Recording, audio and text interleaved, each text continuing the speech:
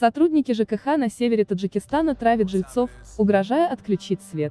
ЖКХ требует погасить долг в 15 тысяч сомани. Жильцы не знают, откуда такой долг взялся.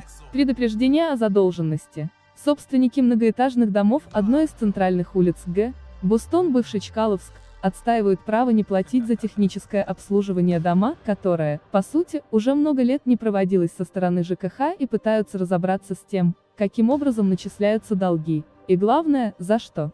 Содержание дома, по словам жителей, проводится за собственные средства.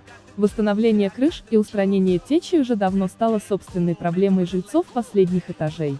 Люди самостоятельно обновляют асфальтное покрытие, озеленяют дворовые площадки, устанавливают уличное освещение, делают ремонт в подъездах. Жильцы готовы объединиться в товарищество собственников жилья и самим контролировать, каким образом и куда именно тратить их деньги. Однако ЖКХ требует сначала погасить долг всего дома, а это 15 тысяч сомани. Люди жалуются, что из-за этого долга им отказывают в выдаче справок, нарушая, таким образом, право граждан.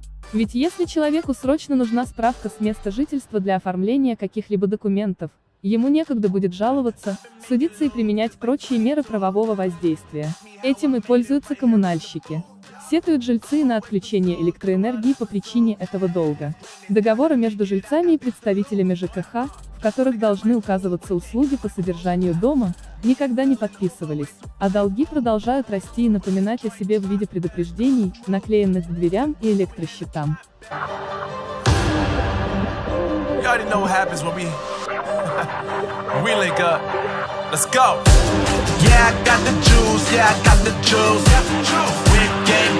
Make them look like cool.